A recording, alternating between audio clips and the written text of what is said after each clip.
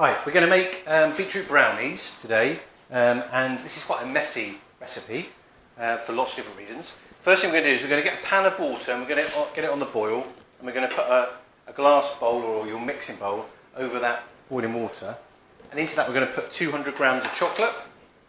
There's a little bit less in there because I've been eating it.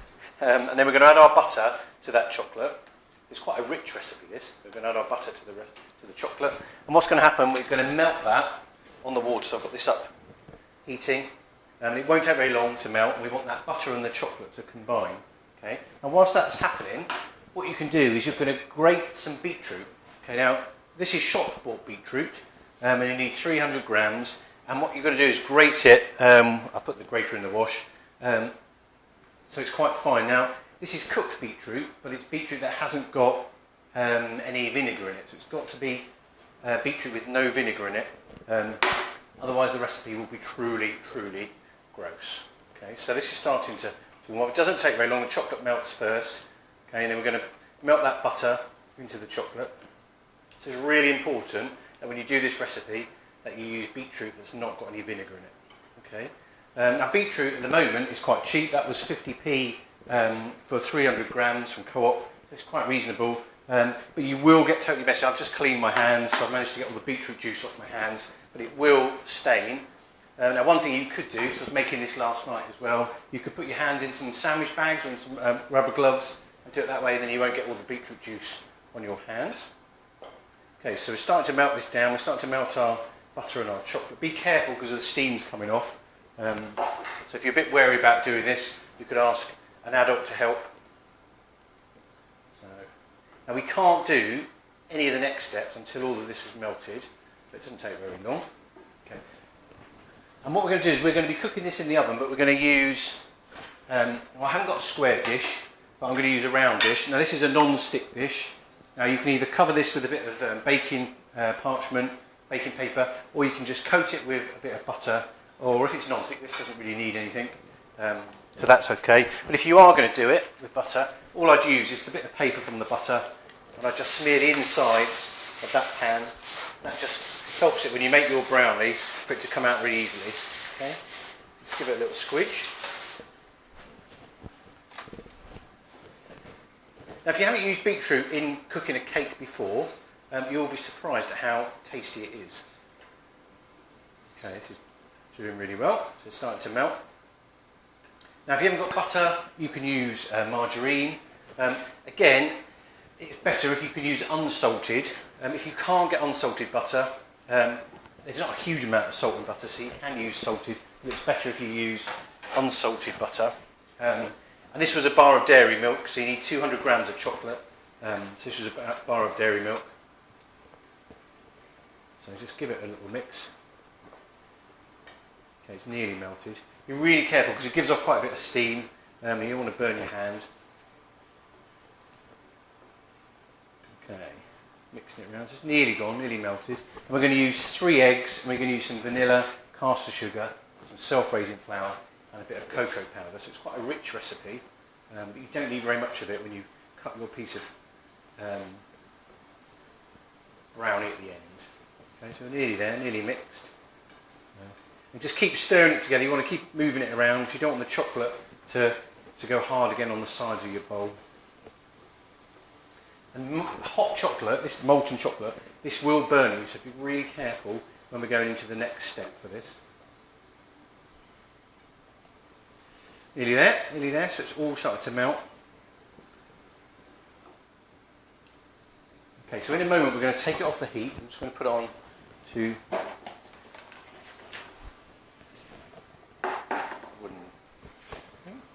okay, so the butter's nearly melted. You can't do this until the butter's melted. There we go. Nearly there. Cool. So keep stirring it. Okay, and when it's melted, what we're going to do, I'm going to turn the heat off. And all we're going to do is we're going to put that bowl, it's quite hot, onto, I'm going to put that over here, onto our hob. Okay, and then what we're going to start doing is combining up the rest of the ingredients. So we're going to put our sugar in to the chocolate. Okay, we're going to stir that in. Okay, now it's really important that you work quite quickly when you're doing this. So we stir our sugar in. Okay, and then we're going to crack 3 eggs into there. Okay, 1, 2. Making sure that we don't get any eggshell, which I have to say I'm not 100% sure I haven't done. And a tiny bit of vanilla essence, but a splodge in. Okay, and then what we're going to do is we're going to get that mixed in as well. So we want to mix our eggs in. So you need, this is quite a workout. We want to keep doing this because we don't want the chocolate to solidify. Okay, so we mix that in. If you've got a blender, you could do this in a blender, but it's just as easy to do it with a spatula or a giant spoon. Okay, so all our eggs are mixed in. And then what we're going to do is we're going to add our flour and our cocoa. Plop them in. Okay, and start to mix it in. It starts to form a kind of cake batter. Okay, so you mix all that in. And what we've got to do is we've got to combine all the chocolate and the egg and the flour. Okay, we want to keep mixing it in, get it off the sides, keep splodging it down. And it starts to form a kind of chocolatey goo, which is what we want. It's quite runny. Give it a good mix. We don't want any of the mixture to be, so it's all covered in chocolate. Scrape it off the sides. Okay, and when we get to that point, and we've got this sort of kind of like, it's like a kind of I don't really like a kind of batter. What we want to do then is we're going to add our beetroot. Okay, now again, if you've never had beetroot in a cake, don't worry. It is actually really delicious and rich, and the beetroot's quite moist as well. So we mix it all in together, and we want to totally cover that mixture and the beetroot together so it forms one, and it smells really delicious. Give it a big stir, and it's a really red colour as well, that beetroot. That's really cool. So we splodge it all together. And that is our brownie mix made. It doesn't take very long at all. A bit of really hard mixing. And what we're going to do is we're going to pour that into our pot. And hopefully this one's big enough. It doesn't rise very much. There we go. Hopefully it's not going to rise. It doesn't rise very much. So we pour our beetroot cake in. So cool. It looks amazing. It is an amazing mixture. Okay, that is so brilliant. So what we're going to do, we're then going to pop that in the oven, 180 degrees, and it will take a good 30 minutes to cook. Okay, now when you take it out of the oven, you'll see that in the middle it might be a little bit moist. Some of the chocolate might not be totally cooked, so you might need to pop it in for a few more minutes. But it doesn't take more than about 30-35 minutes. So we put it in the oven. Be really careful when you put it in the oven.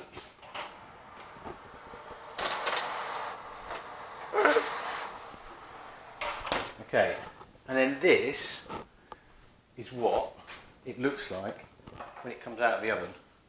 Okay, so you cut through it. It's really moist, chocolatey cake, and you've got the beetroot in the middle. And it's a really, really gooey, sticky, delicious, chocolatey beetroot brownie. Really yummy. And because it's got that bit of beetroot in, it's healthy. So you can eat absolutely loads of it with a cup of tea or a glass of squash. That is chocolate beetroot cake. Really, really delicious. Get cooking. Try this one. And try it with your friends and see if they can guess what the ingredient is in the middle. Enjoy, get cooking, and keep sending those photos in.